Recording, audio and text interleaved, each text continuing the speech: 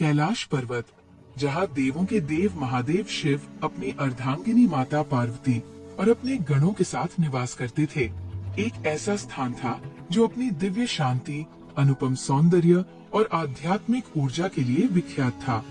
Him शिखर, कलकल करती नदियाँ और घने वन एक अद्भुत वातावरण का निर्माण करते थे।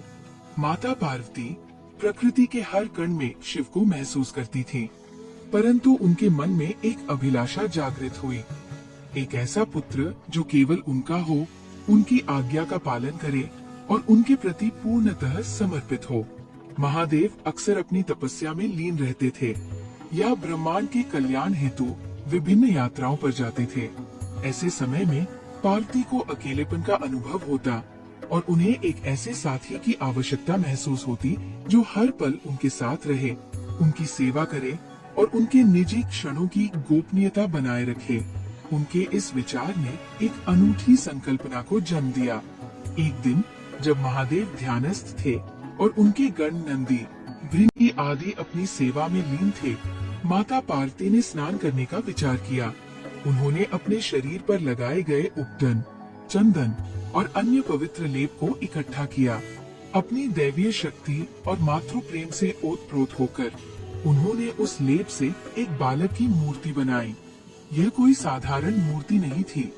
इसमें उनकी ममता, उनकी इच्छा शक्ति और उनके दिव्य अंश का संचार था। जैसे ही उन्होंने उस मूर्ति में प्राण फूंके, वह एक तेजस्वी, अत्यंत सुंदर और बलवान बालक में परिवर्तित हो गई। उस बालक की आंखें करुणा से भरी थीं, मुखमंडल पर एक अद्भुत आभा थी और शरीर अत्यंत सुडौल था। माता पार्वती उस बालक को देखकर अत्यंत प्रसन्न हुई।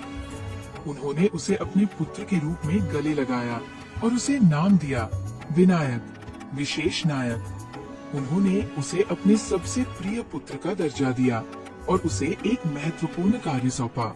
हे मेरे पुत्र, मैं स्नान करने जा रही हूँ। तुम इस द्वार पर पहरा दो और मेरी अनुमति के बिना किसी को भी भीतर प्रवेश न करने देना। ये तुम्हारा प्रथम और परम कर्तव्य है। पार्वती ने स्नेह पूर्वक आदेश दिया। विनायक ने अपनी माता के आदेश को शिरोधार्य किया। उसकी भुजाओं में नवजात शक्ति का संचार था और हृदय में माता के प्रति अटूट भक्ति। वह द्वार पर दृढ़ता से खड़ा हो गया। उसकी मुद्रा में एक अद्भुत संकल्प था। कुछ समय बाद महादेव अपनी तपस्या से लौटे। उनका मन प्रसन्न था और वे तुरंत पार्वती से मिलने के लिए आतुर थे। वे जैसे ही भीतर जाने लगे, द्वार पर खड़े विनायक ने उन्हें रोक दिया। ठहरिए, आपको भीतर जाने की अनुमति नहीं है, विनायक ने साहस पूर्वक कहा। महादेव पहले तो आश्चर्यचकित हुए। उन्होंने कभी इस बालक को पहले नहीं देखा था। ये कौन है जो उन्हें, कैलाश के स्वामी को, अपने ही घर में प्रवेश करने से रोक रहा है? बालक, तुम कौन हो और मुझे क्यों रोक रहे हो? ये मेरा निवास स्थान है और मेरी पत्नी पार्वती भीतर है, महादेव ने गंभीरता से पूछा। विनायक ने विनम्रता पूर्वक किंतु दृढ़ता से उत्तर दिया, मैं माता पार्वती का पुत्र हूँ और उन्होंने मुझे आदेश दिया है कि उनकी अनुमति के बिना किसी को भी भीतर प्रवेश न करने दूं। चाहे आप कोई भी हो, मैं आपको नहीं जाने दे सकता। महादेव मुस्कुराए। उन्हें लगा कि ये किसी बालक का चंचल खेल है या पार्वती ने कोई लीला रची है। उन्होंने प्रेम पूर्वक विनायक को समझाने का प्रयास किया, लेकिन विनायक अपने कर्तव्य पर अडिग रहा। वह अपनी माता की आज्ञा का उल्लंघन नहीं कर सकता था, चाहे सामने स्वयं ब्रह्मांड के अधिपति ही क्यों न हो। महादेव ने अपने गणों, नंदी और भृंगी को बुलाया और उन्हें आदेश दिया कि वे इस बालक को हटाएं। लेकिन विनायक की शक्ति अद्भुत थी। वह एक एक करके सभी गणों को परास्त करने लगा। उसके पराक्रम से महादेव के सभी गण हताश हो गए। यहाँ तक कि नंदी जैसे शक्तिशाली योद्धा भी विनायक के समक्ष टिक नहीं पाए। महादेव को अब क्रोध आने लगा। ये साधारण बालक नहीं था। इसकी शक्ति और हठ का कोई अंत नहीं था। उन्होंने अपनी त्रिशूल उठाई और विनायक के साथ युद्ध छेड़ दिया। ये पिता और पुत्र के बीच का एक दुर्भाग्यपूर्ण युद्ध था, जो अज्ञानता के कारण उत्पन्न हुआ था। विनायक ने भी पूरी शक्ति से अपने माता के दिए हुए कर्तव्य का पालन करते हुए महादेव का सामना किया। अंततः महादेव के क्रोध की अग्नि प्रज्वलित हुई। उन्होंने अपने त्रिशूल से विनायक का मस्तक धड़ से अलग कर दिया। बालक का निष्प्राण शरीर भूमि पर गिर पड़ा। जब माता पार्वती स्नान करके बाहर आई तो उन्होंने देखा कि उनके प्रिय पुत्र का कटा हुआ धड़ भूमि पर पड़ा है। ये दृश्य देखकर उनके हृदय पर वज्रपात हुआ। उनका मातृत्व जागृत हो उठा और उनकी आंखों से क्रोध की ज्वाला फूट पड़ी। ये किसने किया? मेरे पुत्र को किसने मारा? उन्होंने एक गर्जना की जिससे कैलाश पर्वत कांप उठा। ब्रह्मांड में हाहाकार मच गया। महादेव ने शांत स्वर में कहा, पार्वती, ये बालक मुझे भीतर आने से रोक रहा था और इसने मेरे गणों को भी पराजित किया। मुझे इसे रोकना पड़ा। आपका पुत्र? आपने मेरे पुत्र को मार दिया। आपने मेरे प्रेम, मेरी ममता, मेरे ही अंश का अंत कर दिया। पार्वती का क्रोध एक विनाशकारी रूप ले चुका था। उनकी तीसरी आंख खुल गई और ब्रह्मांड के विनाश की शक्ति उनमें जागृत हो उठी। उन्होंने आदिशक्ति का भयंकर रूप धारण कर लिया और प्रतिज्ञा की कि यदि उनके पुत्र को जीवित नहीं किया गया तो वे संपूर्ण सृष्टि का विनाश कर देंगी। देवतागण और ऋषि मुनि भयभीत हो उठे। वे जानते थे कि यदि माता पार्वती ने अपना रौद्र रूप धारण कर लिया तो कोई भी उन्हें रोक नहीं पाएगा। ब्रह्मा और विष्णु सहित सभी देवता महादेव के पास पहुँचे और उनसे स्थिति को शांत करने का अनुरोध किया। महादेव ने माता पार्वती को शांत करने का हर संभव प्रयास किया, लेकिन उनका क्रोध शांत नहीं हुआ। अंततः महादेव ने देवों को आज्ञा दी कि वे शीघ्र ही उत्तर दिशा में जाएं और जो भी पहला प्राणी मिले उसके मस्तक को ले आए। देवतागण महादेव के आदेश पर तुरंत निकल पड़े। उन्हें एक गज हाथी मिला जो उत्तर दिशा की ओर मुख करके सो रहा था। उन्होंने उस गज का मस्तक काटा और उसे लेकर कैलाश वापस आ गए। महादेव ने उस गज के मस्तक को बालक के धड़ से जोड़ा और अपनी दिव्य शक्ति से उसमें पुनः प्राण फूंक दिए। बालक जीवित हो उठा, लेकिन अब उसका मुख एक हाथी का था। ये एक अद्भुत और अभूतपूर्व दृश्य था। पार्वती ने अपने पुत्र को इस नए रूप में देखा तो उनके हृदय में पुनः ममता उमड़ पड़ी। उन्होंने उसे गले लगाया और उसके नए स्वरूप को भी स्वीकार किया। महादेव ने भी अपने कृत्य पर पश्चाताप करते हुए उस गजमुख बालक को अनेक वरदान दिए। प्रथम पूज्य, आज से तुम सभी देवताओं में, सभी शुभ कार्यों और अनुष्ठानों में सबसे पहले पूजे जाओगे। तुम्हारे पूजन के बिना कोई भी कार्य सफल नहीं होगा। विघ्नहर्ता, तुम सभी विघ्नों, बाधाओं को हरने वाले बनोगे। जो भी तुम्हारी पूजा करेगा उसके मार्ग में कोई बाधा नहीं आएगी। बुद्धि के देवता, तुम बुद्धि और ज्ञान के प्रतीक माने जाओगे। तुम्हारी आराधना करने वालों को सद्बुद्धि और ज्ञान प्राप्त होगा। गणेश, गणों के ईश, तुम मेरे गणों के स्वामी बनोगे और इसलिए तुम गणेश के नाम से भी जाने जाओगे। इस प्रकार माता पार्वती के पुत्र विनायक महादेव के द्वारा गजमुख प्राप्त कर गणेश के रूप में स्थापित हुए। उनका ये नया स्वरूप एक गज का मस्तक, एक टूटा हुआ दांत, जिसका कारण बाद में पता चलेगा, विशाल पेट और 4 भुजाएं ज्ञान, शक्ति, त्याग और विनम्रता का प्रतीक बन गया। कैलाश पर खुशी का माहौल छा गया और सभी देवताओं ने गणेश जी की जय जयकार की। ये वह दिन था जब गणेश जी ने अपना गजमुख प्राप्त किया और तभी से इस तिथि को गणेश चतुर्थी के रूप में मनाया जाने लगा, जो उनके जन्म और पुनर्जन्म का पावन पर्व है। भाग 2, बुद्धिमत्ता और पराक्रम, गजानन की अद्भुत लीलाएं। गणेश जी को प्रथम पूज्य का वरदान तो मिल चुका था, लेकिन ब्रह्मांड में उनकी बुद्धिमत्ता और अद्वितीय विवेक के अनेक प्रमाण देखने को मिले, जिन्होंने उन्हें वास्तव में सभी देवों में अग्रणी स्थापित किया। 1. परिक्रमा की दौड़, बुद्धि की विजय। एक बार देवर्षि नारद कैलाश पर्वत पर आए और अपने साथ एक अद्भुत फल लाए, ज्ञान फल। यह फल ब्रह्मांड के सर्वश्रेष्ठ ज्ञानी को प्रदान किया जाना था। नारद जी ने इस फल को शिव पार्वती के समक्ष प्रस्तुत किया। महादेव ने अपने दोनों पुत्रों कार्तिकेय, स्कंद और गणेश को बुलाया।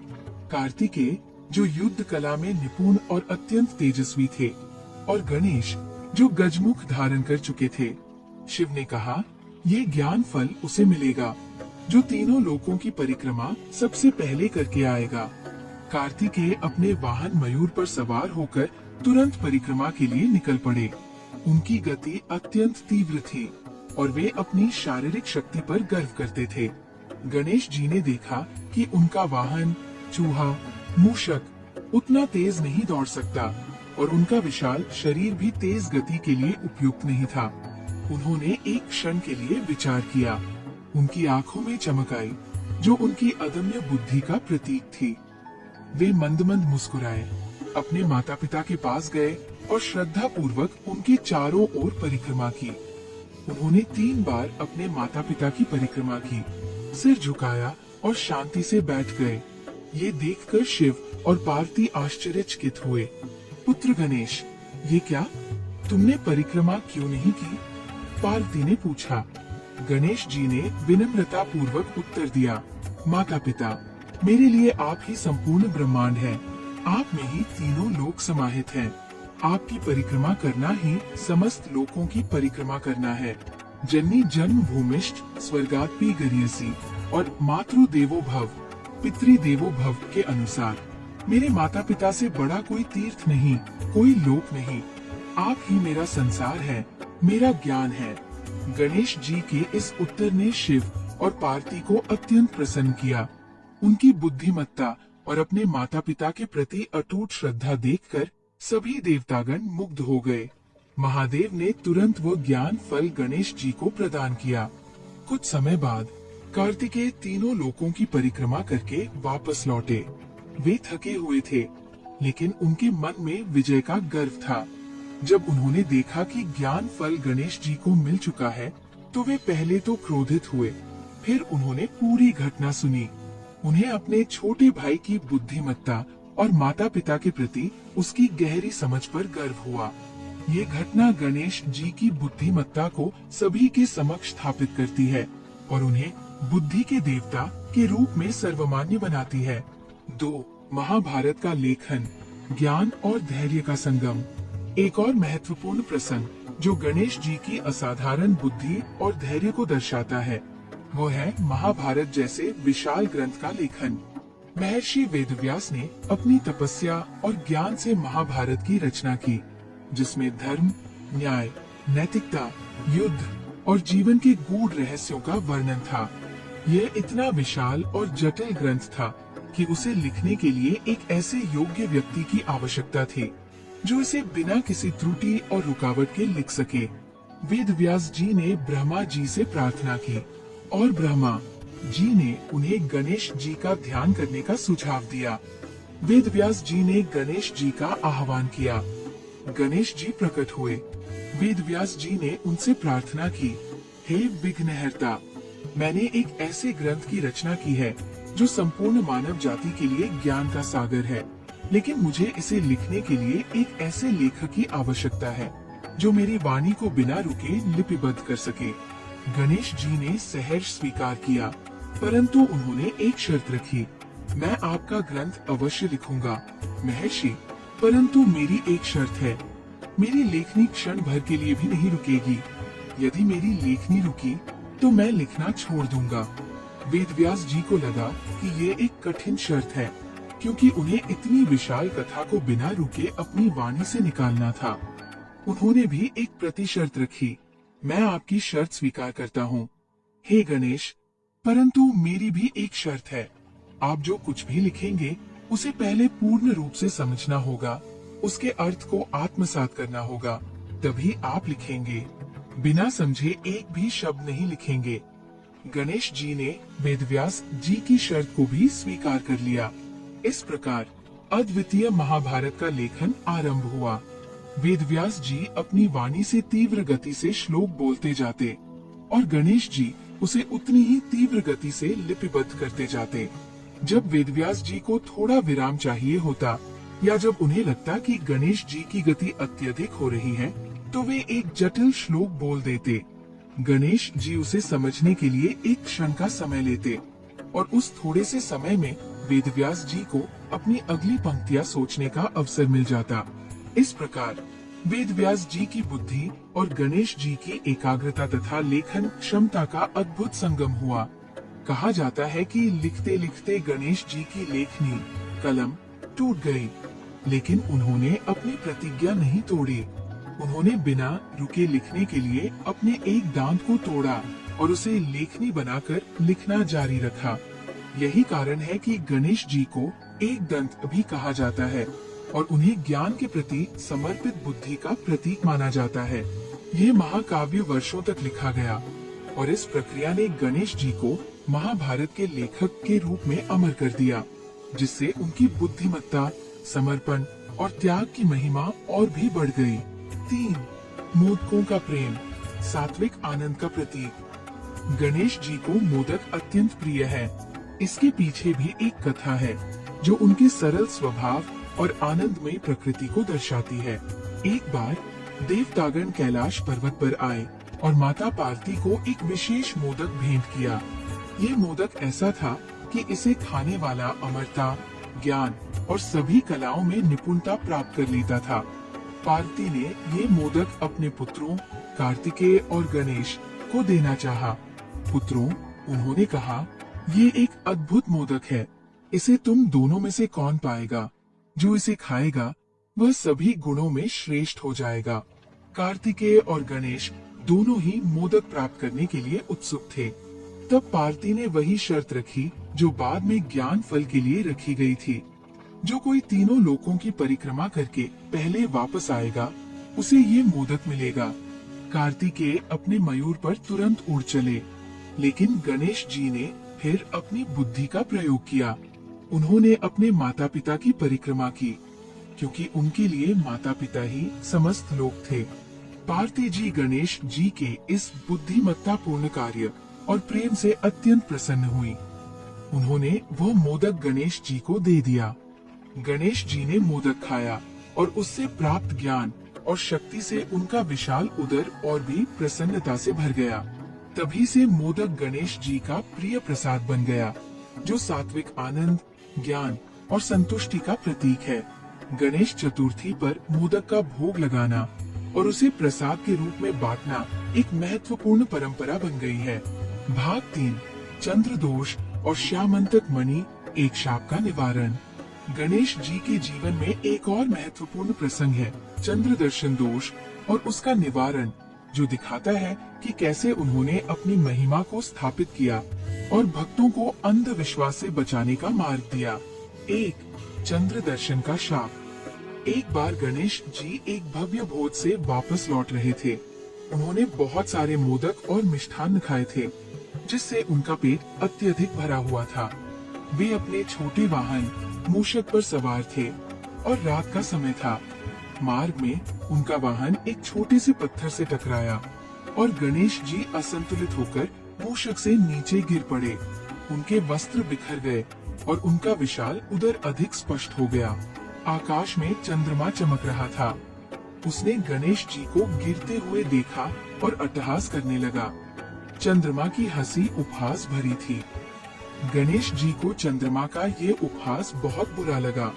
उन्हें अपने भव्य स्वरूप का उपहास सहन नहीं हुआ। क्रोधित होकर गणेश जी ने चंद्रमा को श्राप दिया, हे चंद्रमा, तुमने मेरे स्वरूप का उपहास किया है। आज से तुम्हें कोई नहीं देखेगा। जो भी तुम्हें देखेगा उस पर कलंक लगेगा। उसे झूठे आरोप का सामना करना पड़ेगा और उसके सम्मान को ठेस पहुंचेगी। चंद्रमा अपने श्राप से भयभीत हो उठा। वह तुरंत गणेश जी के चरणों में गिर पड़ा और क्षमा याचना करने लगा। हे गणेश, मैंने अज्ञानतावश ऐसा किया, कृपया मुझे क्षमा करें। आपके श्राप से मेरा अस्तित्व ही खतरे में पड़ जाएगा। देवतागण भी चिंतित हो उठे, क्योंकि चंद्रमा के बिना रातें अंधकार में हो जाती और औषधियों तथा वनस्पतियों पर भी बुरा प्रभाव पड़ता।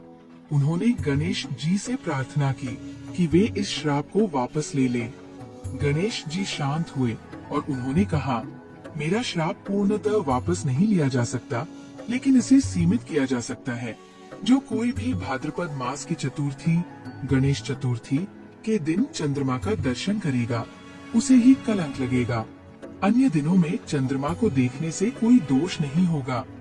तभी से ये मान्यता प्रचलित हो गई कि गणेश चतुर्थी के दिन चंद्रमा का दर्शन नहीं करना चाहिए, क्योंकि इससे कलंक लगता है। 2. श्यामंतक मणि की कथा और चंद्र दोष का निवारण। इस चंद्र दर्शन के दोष का निवारण एक कथा से जुड़ा है, जिसमें भगवान कृष्ण और श्यामंतक मणि का प्रसंग आता है। एक बार भगवान कृष्ण पर ये आरोप लगा कि उन्होंने सत्राजित नामक राजा से श्यामंतक मणि चुरा ली है। श्यामंतक मणि एक दिव्य मणि थी जो प्रतिदिन 8 भार सोना देती थी, और जहाँ ये होती थी वहाँ कोई विपत्ति नहीं आती थी। सत्राजित ने ये मणि सूर्य देव से प्राप्त की थी। जब मणि खो गई तो लोगों ने कृष्ण पर चोरी का आरोप लगाया। कृष्ण जानते थे कि उन्होंने कुछ नहीं चुराया है, लेकिन ये आरोप उनके माथे पर लगा था। ठीक उसी तरह जैसे गणेश जी के शाप के कारण चंद्र दर्शन करने वाले पर लगता है। कृष्ण को याद आया कि उन्होंने एक बार भाद्रपद शुक्ल चतुर्थी के दिन गलती से चंद्रमा का दर्शन कर लिया था। उन्होंने समझा कि ये उसी चंद्र दर्शन दोष का परिणाम है। इस कलंक को दूर करने के लिए कृष्ण ने श्यामंतक मणि को खोजने का दृढ़ संकल्प लिया। वे मणि की खोज में निकले और अंततः जाम्बवान नामक भालू राजा के पास पहुँचे। जाम्बवान ने मणि अपने पास रखी थी। कृष्ण और जाम्बवान में 28 दिनों तक भयंकर युद्ध हुआ। अंततः जाम्बवान को एहसास हुआ कि वह जिससे लड़ रहा है वह स्वयं भगवान राम, जो त्रेता युग में जाम्बवान के स्वामी थे, है। जाम्बवान ने कृष्ण को मणि वापस कर दी और अपनी पुत्री जाम्बवती का विवाह भी कृष्ण के साथ कर दिया। कृष्ण वापस द्वारका लौटे और उन्होंने श्यामंतक मणि सत्राजित को वापस कर दी। सबके सामने उनकी निर्दोषिता सिद्ध हुई और उनके माथे से कलंक हट गया। यह कथा इस बात का प्रमाण है कि गणेश जी के श्राप का प्रभाव कितना प्रबल था। इस घटना के बाद गणेश जी ने एक उपाय बताया। यदि किसी से गलती से गणेश चतुर्थी के दिन चंद्र दर्शन हो जाए तो उसे श्यामंतक मणि की कथा सुननी या पढ़नी चाहिए। ऐसा करने से चंद्र दर्शन का दोष दूर हो जाता है और कलंक का प्रभाव समाप्त हो जाता है। इस प्रकार गणेश जी ने न केवल अपने क्रोध का प्रदर्शन किया, बल्कि अपनी दया और भक्तों के प्रति चिंता भी व्यक्त की, जिससे उनके भक्त इस दोष से मुक्त हो सके। भाग 4 गणेश चतुर्थी का उत्सव, भक्ति, आनंद और विसर्जन का मर्म। गणेश चतुर्थी का पर्व केवल पौराणिक कथाओं का स्मरण नहीं है, बल्कि ये एक जीवित, स्पंदित और ऊर्जावान उत्सव है जो भारत भर में, विशेषकर महाराष्ट्र और दक्षिणी राज्यों में बड़े उत्साह और भक्ति के साथ मनाया जाता है। यह पर्व 10 दिनों तक चलता है, जो गणेश जी के जन्मोत्सव का प्रतीक है। 1. उत्सव की तैयारी और माहौल। गणेश चतुर्थी से कई दिन पहले ही शहरों और गांवों में एक विशेष उत्साह का माहौल बन जाता है। बाजार रंग बिरंगी मूर्तियों, पूजा सामग्री, मोदक और मिठाइयों से सज जाते हैं। कारीगर महीनों पहले से मिट्टी और अन्य सामग्री से गणेश जी की मनमोहक मूर्तियां बनाना शुरू कर देते हैं। इन मूर्तियों में बाल गणेश से लेकर सिद्धि विनायक तक के विभिन्न स्वरूप होते हैं। भक्त अपने घरों को सजाते हैं, पंडालों का निर्माण करते हैं और गणेश जी के आगमन की तैयारी करते हैं। ये समय परिवार के सदस्यों के लिए एक साथ आने और त्योहार की खुशियों को बांटने का होता है। 2. मूर्ति स्थापना। चतुर्थी के दिन, जिसे गणेश चतुर्थी या विनायक चतुर्थी कहते हैं, भक्त शुभ मुहूर्त में गणेश जी की मूर्ति को घर या पंडाल में स्थापित करते हैं। ये प्रक्रिया अत्यंत पवित्र और विधि विधान से की जाती है। मूर्ति को स्थापित करने से पहले एक चौकी या आसन को धोकर उसे सुंदर वस्त्र से ढका जाता है। उस पर अक्षत, चावल, फूल और अन्य पवित्र वस्तुएं रखी जाती है। फिर गणेश जी की मूर्ति को श्रद्धा पूर्वक स्थापित किया जाता है। 3. पूजा विधि, षोडशोपचार पूजा।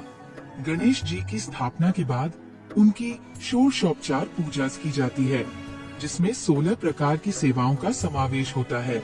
आवाहन, गणेश जी का आह्वान किया जाता है, उन्हें आने का न्योता दिया जाता है। आसन, उन्हें बैठने के लिए आसन प्रदान किया जाता है। पाद्य, उनके चरणों को जल से धोया जाता है। अर्घ्य, उन्हें हाथों में जल अर्पित किया जाता है। आचमनिया, मुख शुद्धि के लिए जल दिया जाता है। स्नानिया, उन्हें पंचामृत, दूध, दही, घी, शहद, गंगाजल और शुद्ध जल से स्नान कराया जाता है। वस्त्र, उन्हें नए वस्त्र पहनाए जाते हैं। यज्ञोपवीत, जनेऊ, उन्हें पवित्र धागा अर्पित किया जाता है। गंध चंदन, उन्हें सुगंधित चंदन लगाया जाता है। पुष्प, उन्हें विभिन्न प्रकार के सुगंधित पुष्प और दूर्वा, 3 पत्तों वाली घास अर्पित की जाती है। दूर्वा गणेश जी को अत्यंत प्रिय है। धूप, सुगंधित धूप जलाई जाती है। दीप, दीपक जलाया जाता है जो ज्ञान और प्रकाश का प्रतीक है। नैवेद्य, उन्हें मोदक, लड्डू और अन्य मिठाइयों का भोग लगाया जाता है। तांबूल, उन्हें पान, सुपारी और लौंग इलायची अर्पित की जाती है। दक्षिणा, धन अर्पित किया जाता है। आरती, अंत में गणेश जी की आरती की जाती है जिसमें भक्त उनके भजन गाते हैं और उनकी महिमा का गुणगान करते हैं। इस पूजा के दौरान गं गणपति नमः और अन्य गणेश मंत्रों का जाप किया जाता है। भक्त अपने मन की सभी इच्छाएं गणेश जी के सामने रखते हैं और उनसे विघ्न दूर करने की प्रार्थना करते हैं। 4. मोदक और दूर्वा का महत्व। मोदक गणेश जी का सबसे प्रिय भोग है। कथाओं के अनुसार एक बार गणेश जी ने 21 मोदक खाकर अपनी भूख मिटाई थी, इसलिए पूजा में 21 मोदकों का भोग लगाना शुभ माना जाता है। मोदक खुशी, संतोष और समृद्धि का प्रतीक है। दूर्वा, घास, भी गणेश जी को अत्यंत प्रिय है। इसकी पत्तियां त्रिकोणीय होती हैं, जो त्रिदेवों ब्रह्मा, विष्णु, महेश और त्रिगुणों सत्व, रज, तम का प्रतीक मानी जाती है। गणेश जी को दूर्वा अर्पित करने से आरोग्य और सुख समृद्धि प्राप्त होती है। 5. सांस्कृतिक कार्यक्रम और सामुदायिक भावना। गणेश चतुर्थी का उत्सव केवल व्यक्तिगत पूजा तक ही सीमित नहीं रहता, बल्कि यह एक विशाल सामुदायिक पर्व बन जाता है। बड़े बड़े पंडाल सजाए जाते हैं जहां गणेश जी की विशाल मूर्तियां स्थापित की जाती है। इन पंडालों में सुबह शाम आरती, भजन कीर्तन, सांस्कृतिक कार्यक्रम, नाटक और बच्चों के लिए प्रतियोगिताओं का आयोजन किया जाता है। यह पर्व लोगों को एक साथ लाता है, सामाजिक समरसता बढ़ाता है और भक्ति तथा आनंद का वातावरण निर्मित करता है। लोकमान्य बाल गंगाधर तिलक ने ब्रिटिश शासन के दौरान स्वतंत्रता संग्राम को बढ़ावा देने और लोगों को एकजुट करने के लिए इस पर्व को सार्वजनिक रूप से मनाने की शुरुआत की थी। 6. अनंत चतुर्दशी और विसर्जन। 10 दिनों तक चलने के बाद यह पर्व अनंत चतुर्दशी के दिन समाप्त होता है। इस दिन गणेश जी की मूर्ति का विसर्जन किया जाता है। विसर्जन का अर्थ है मूर्ति को जल में विलीन करना। विसर्जन का गहरा दार्शनिक महत्व है। ये बताता है कि संसार में हर चीज नश्वर है, जो आया है उसे जाना है। मूर्ति जो प्रकृति की मिट्टी से बनी है, अंततः प्रकृति में ही विलीन हो जाती है। यह हमें सिखाता है कि हमें भौतिक चीजों से अत्यधिक लगाव नहीं रखना चाहिए और जीवन के चक्र को स्वीकार करना चाहिए। विसर्जन से पहले भक्त गणेश जी की अंतिम आरती करते हैं और उनसे अगले वर्ष पुनः आने की प्रार्थना करते हैं। गणपति बप्पा मोरया, अगले बरस तू जल्दी आ। फिर नाचते गाते ढोलन गाड़ों की थाप पर भक्त मूर्तियों को नदियों, झीलों या समुद्र में प्रवाहित करते हैं। ये विदाई भावुक होती है, लेकिन खुशी और आशा से भरी होती है। 7. गणेश चतुर्थी का गहरा अर्थ। गणेश चतुर्थी का पर्व केवल एक देवता की पूजा से कहीं अधिक है। यह हमें कई महत्वपूर्ण जीवन मूल्यों की शिक्षा देता है। बुद्धि और विवेक। गणेश जी की कथा हमें सिखाती है कि शारीरिक बल से अधिक बुद्धि और विवेक महत्वपूर्ण है। कर्तव्य निष्ठा। विनायक के रूप में उन्होंने अपनी माता की आज्ञा का पालन करने के लिए स्वयं महादेव से भी युद्ध किया, जो कर्तव्य के प्रति उनकी अटूट निष्ठा को दर्शाता है। विघ्नहर्ता। वे हमें सिखाते हैं कि जीवन में आने वाली हर बाधा का सामना साहस और धैर्य से करना चाहिए। और वे स्वयं भक्तों के मार्ग से बाधाएं हटाते हैं। संतुष्टि और सादगी, मोदक के प्रति उनका प्रेम सादगी और संतुष्टि का प्रतीक है। नया आरंभ, हर वर्ष गणेश जी का आगमन हमें नए सिरे से शुरुआत करने, पुरानी बुराइयों को त्यागने और जीवन में सकारात्मकता लाने की प्रेरणा देता है। भाग 5, आधुनिक युग में गणेश जी, प्रेरणा और प्रासंगिकता। आज के आधुनिक और भागदौड़ भरे जीवन में भी गणेश जी की कथा और उनका स्वरूप अत्यंत प्रासंगिक है। 1, पर्यावरण चेतना और इको फ्रेंडली गणेश। हाल के वर्षों में गणेश चतुर्थी के उत्सव में एक महत्वपूर्ण बदलाव आया है। पर्यावरण चेतना, पारंपरिक रूप से प्लास्टर ऑफ पेरिस (पीओपी) से बनी मूर्तियों के विसर्जन से जल प्रदूषण होता था। अब अधिकाधिक भक्त मिट्टी से बनी प्राकृतिक रंगों से रंगी हुई इको फ्रेंडली गणेश मूर्तियों का चयन कर रहे हैं। ये भगवान गणेश के ही स्वरूप के अनुरूप है, क्योंकि वे प्रकृति के पुत्र हैं, मिट्टी से बने और प्रकृति में ही विलीन होने वाले। ये पर्यावरण संरक्षण का एक महत्वपूर्ण संदेश देता है। 2, सामाजिक समरसता और एकजुटता। जैसा कि लोकमान्य तिलक ने परिकल्पना की थी, गणेश चतुर्थी आज भी सामाजिक समरसता और एकता का प्रतीक बनी हुई है। जाति, धर्म या आर्थिक स्थिति की परवाह किए बिना सभी लोग एक साथ मिलकर गणेश पंडालों में पूजा करते हैं, भजन गाते हैं और प्रसाद बांटते हैं।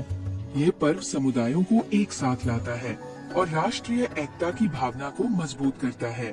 3, बच्चों के लिए प्रेरणा। गणेश जी का स्वरूप बच्चों को भी बहुत प्रिय है। उनकी कहानियाँ, उनकी बुद्धिमत्ता और उनका प्रेम बच्चों को नैतिक मूल्य सिखाते हैं। बच्चे मोदक बनाना सीखते हैं, आरती गाना सीखते हैं और अपनी छोटी छोटी मूर्तियों को सजाना सीखते हैं। ये बच्चों में धार्मिक और सांस्कृतिक मूल्यों का संचार करता है। 4, बाधाओं पर विजय की प्रेरणा। आधुनिक जीवन चुनौतियों और तनाव से भरा है। लोग नौकरी, स्वास्थ्य, रिश्तों या व्यक्तिगत लक्ष्यों में बाधाओं का सामना करते हैं। गणेश जी को विघ्नहर्ता के रूप में पूजा जाता है, जो हमें याद दिलाता है कि हर समस्या का समाधान संभव है।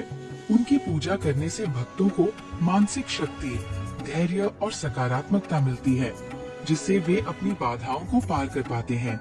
यह एक मनोवैज्ञानिक सहारा देता है कि कोई दिव्य शक्ति उनके साथ है। 5, ज्ञान और बुद्धि का प्रतीक। आज के सूचना युग में सही जानकारी और समझदारी का महत्व और भी बढ़ गया है। गणेश जी, जो बुद्धि और ज्ञान के देवता है, हमें याद दिलाते हैं कि निर्णय लेते समय विवेक का उपयोग करना चाहिए और हमेशा ज्ञान की तलाश में रहना चाहिए। उनका गजमुख हमें ये भी सिखाता है कि हमें सुनना अधिक चाहिए और बोलना कम। 6, विनम्रता और विशालता का समन्वय। गणेश जी का विशालकाय शरीर और उनका मूषक वाहन एक विरोधाभास प्रस्तुत करता है। ये सिखाता है कि भले ही आप कितने भी शक्तिशाली या महान क्यों न हो, आपको विनम्र रहना चाहिए और छोटे से छोटे प्राणी का भी सम्मान करना चाहिए। ये आधुनिक जीवन में अहंकार को त्यागने और सभी के प्रति विनम्रता रखने का संदेश देता है। उपसंहार, गणेश चतुर्थी एक ऐसा पर्व है जो पौराणिक गाथाओं, दार्शनिक सिद्धांतों और जीवंत सांस्कृतिक परंपराओं का अद्भुत संगम है। ये भगवान गणेश के जन्म और उनकी लीलाओं का उत्सव है, जो हमें बुद्धि, बल, कर्तव्यनिष्ठा, विनम्रता और प्रेम का पाठ पढ़ाता है। ये हमें सिखाता है कि जीवन में आने वाली चुनौतियों का सामना कैसे करें, अपने परिवार और समाज के प्रति कैसे समर्पित रहें और अंततः कैसे अपने आध्यात्मिक लक्ष्य को प्राप्त करें। जब ढोल की थाप पर गणपति बप्पा मोरया, अगले बरस तू जल्दी आ की गूंज सुनाई देती है, तब ये केवल एक विदाई का गीत नहीं होता, बल्कि ये विश्वास, आशा और भक्ति का उद्घोष होता है। ये विश्वास कि विघ्नहर्ता गणेश जी हमेशा अपने भक्तों के साथ हैं, उन्हें सही मार्ग पर चलने की प्रेरणा देते हैं और उनके जीवन से सभी बाधाओं को दूर करते हैं। गणेश जी की कथा केवल बीते हुए समय की गाथा नहीं है, बल्कि ये सनातन सत्य का प्रतीक है, जो हर युग, हर काल और हर परिस्थिति में मानव जाति को प्रेरणा देती रहेगी। उनका प्रत्येक अंग, उनका प्रत्येक कार्य एक गहरे अर्थ और जीवन के महत्वपूर्ण सिद्धांतों को दर्शाता है, जो उन्हें वास्तव में सर्वप्रथम पूज्य और विघ्नहर्ता बनाता है। यह कथा गणेश चतुर्थी के विभिन्न पहलुओं को समाहित करती है, जो भगवान गणेश की महिमा, उनकी बुद्धिमत्ता, उनके जीवन के महत्वपूर्ण प्रसंगों और इस पावन पर्व के सांस्कृतिक व दार्शनिक महत्व को विस्तार से प्रस्तुत